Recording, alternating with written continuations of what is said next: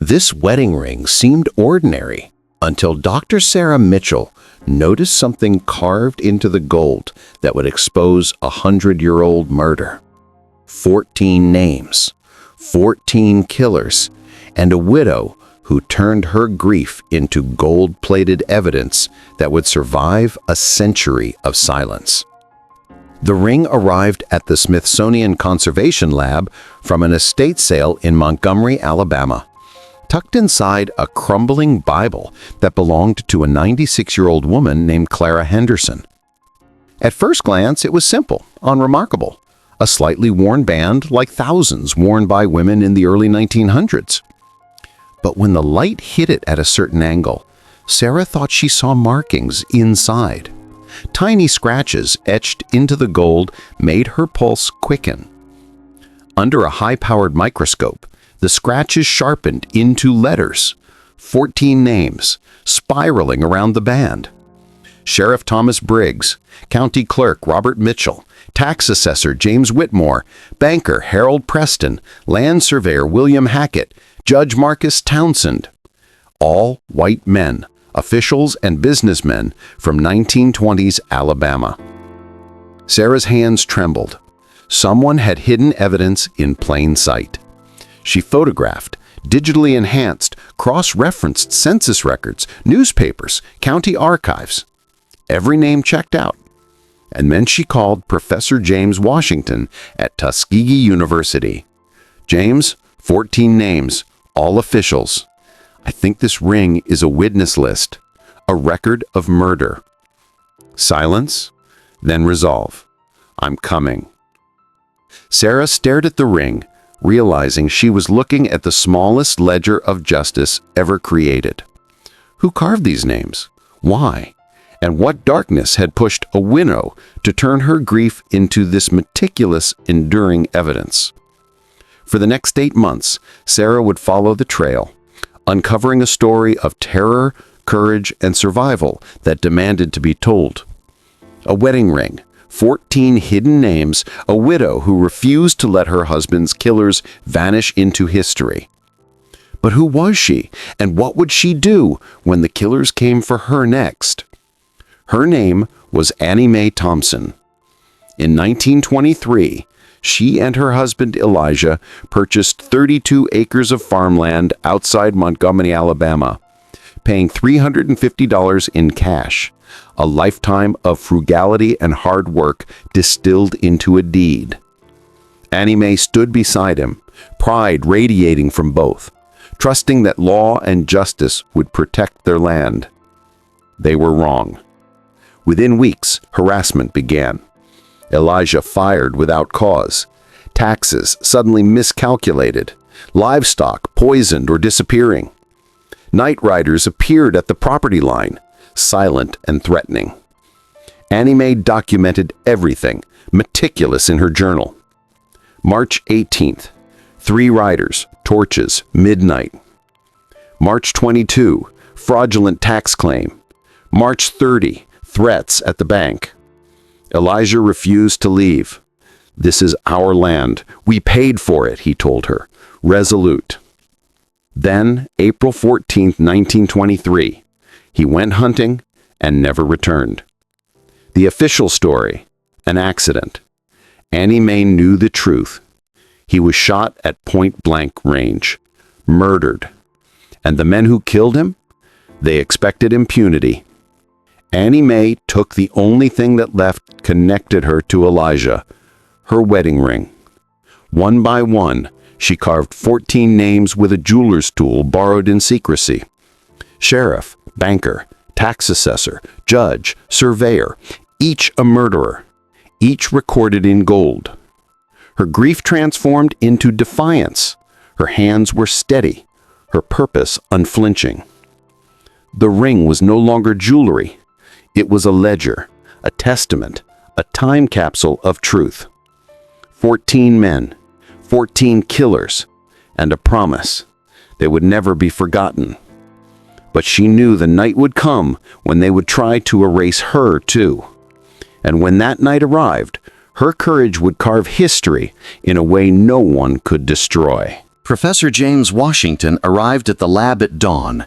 Exhausted, eyes heavy from the drive, he bent over the microscope. Each name on the ring made him shiver. "You know what this is?" he whispered. "Annie Mae Thompson. Rumors in Montgomery County? A widow who documented everything. But a ring? The smallest, most permanent ledger of justice I've ever seen." Sarah presented her research. Foreclosure documents, fraudulent tax claims, the hunting accident report.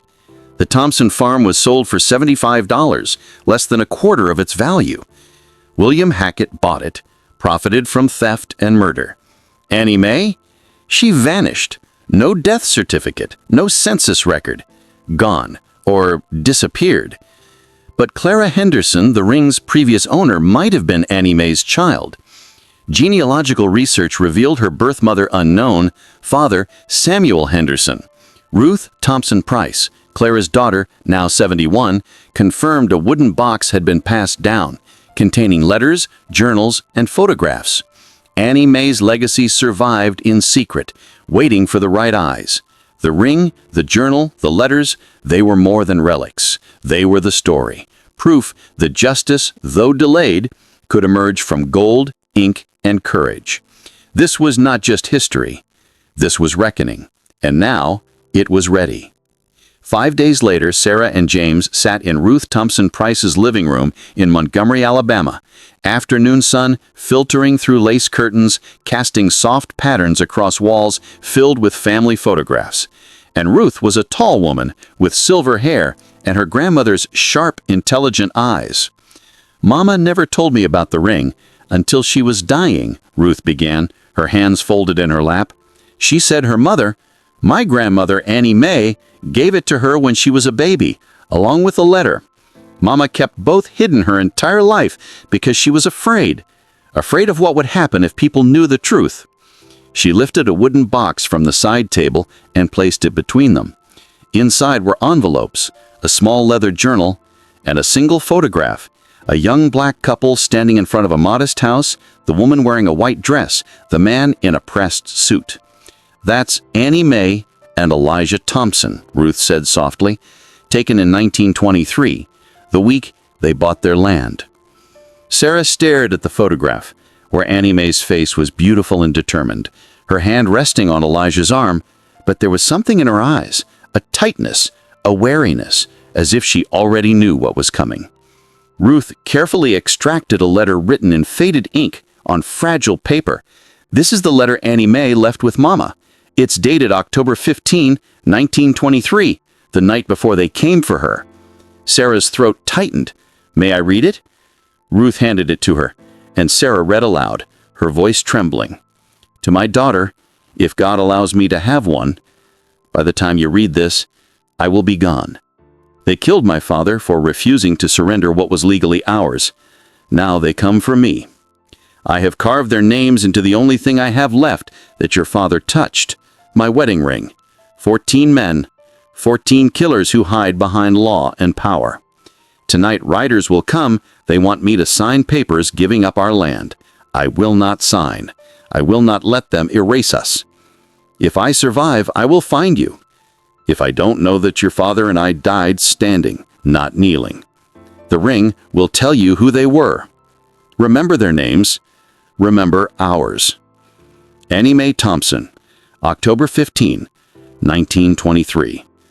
The room fell silent except for the ticking of a clock on the mantel. Ruth wiped her eyes. Mama said that night riders came just after midnight. A dozen men, maybe more. They surrounded Annie Mae's house. She'd been living there alone since Elijah's murder and demanded she come out and sign the foreclosure papers. James leaned forward gently. "What happened?" Ruth's voice shook. Annie Mae hid in the crawl space under the house. She heard them shouting, heard them break down the door, heard them searching for her. They set fire to the house thinking she was inside, but she waited in that crawl space, barely breathing, while the house burned above her. Sarah closed her eyes, imagining the terror, smoke, heat, the voices of men who wanted her dead. When they finally left at dawn, Ruth continued, Annie Mae crawled out. She was burned, injured, pregnant with my mother. She walked 17 miles through swamps and back roads to reach a family who hid her, the Hendersons. They took her in, kept her secret, and when Mama was born in 1928, they raised her as their own. "And Annie Mae?" asked James quietly, and Ruth's tears fell freely now. "She died 6 months after Mama was born, infection from the burns. But before she died, she gave Mama the ring, the letter, and this journal," holding up the small leather book. Grandmother Annie Mae documented everything. Every name, every crime, every piece of evidence. She knew she might not survive to see justice, but she made sure the truth survived. Annie Mae Thompson died at 33 years old, her body broken, but her evidence intact. And 100 years later, those 14 names would finally face something their descendants never thought possible: accountability. 8 months after Sarah Mitchell first examined that wedding ring, she stood before a packed auditorium at the National Museum of African American History and Culture in Washington. And Ruth Thompson Price sat in the front row, surrounded by 17 members of the Thompson family who had traveled from across the country for this moment. Behind Sarah, projected on a massive screen, was the photograph of Annie Mae and Elijah Thompson standing on their land in 1923. And beside it, a magnified image of the ring with all 14 names visible. "History tells us that the past is past," Sarah began, her voice steady and clear, "that what happened a century ago cannot be changed and should be left buried. But this ring proves otherwise. This tiny circle of gold shows us that the dead speak if we're willing to listen, that evidence survives if we're willing to look, and that justice delayed is not the same as justice denied." She clicked to the next slide. Annie Mae's journal entries, her documentation of threats, poisoned livestock, midnight riders. Annie Mae Thompson was a methodical woman who understood that in 1923 Alabama, a black woman's word would never be taken over a white man's. So she created evidence, wrote it in her journal, carved it into gold, and made sure it survived. Click. The foreclosure documents, the fraudulent tax claims, the hunting accident report that defied logic. What we have here is not just tragedy, but murder. Elijah Thompson was executed because he refused to surrender property he legally owned. Annie Mae Thompson was hunted, burned out, and forced into hiding because she refused to stay silent. Their land was stolen through violence and covered up by officials who profited from the theft. Ruth was crying quietly in the front row, holding hands with her daughter, Elijah and Annie Mae's great-great-granddaughter. Sarah clicked to a map showing the current status of the original Thompson property. Today, those 32 acres Elijah and Annie Mae died for are worth approximately $3.2 million. The land was subdivided in 1955 and developed into a commercial district. The current owners are descendants of the 14 men whose names are carved in this ring. She paused, letting that sink in. The question before us now is, what does justice look like 100 years later? Sarah's voice grew stronger. We cannot bring Elijah and Annie Mae back, but we can do 3 things. First, we tell the truth. This report will be published. The Thompson story will enter the historical record. Second, we demand accountability. Montgomery County participated in these crimes. Those institutions owe the Thompson family an official apology. And third, we pursue restitution. Not revenge, but restoration. The Thompson descendants have legal standing to pursue claims against current property holders and the county itself. The room erupted in applause, and Ruth stood, tears streaming, the other 17 Thompson family members standing with her. But Sarah wasn't finished. She clicked to another slide showing court documents. 3 months ago, we filed a legal claim on behalf of the Thompson family descendants against Montgomery County and the current landholders of the original Thompson property. The case was built on Annie Mae's journal, her ring, county records showing fraudulent foreclosure, and testimony from historical experts. James Washington stepped forward, joining Sarah at the podium. Last week, Montgomery County Board of Supervisors voted unanimously to issue an official apology to the Thompson family and agreed to a settlement of $1.8 million. Not the full value of the stolen land, but acknowledgement, public accountability, and restitution for generations of theft. Ruth collapsed in her seat, sobbing, surrounded by family members who held her tight. Sarah continued, Additionally, the county has agreed to erect a historical marker at the site of the Thompson farm, telling Annie Mae and Elijah's story, and to establish an educational fund in their names for descendants pursuing higher education.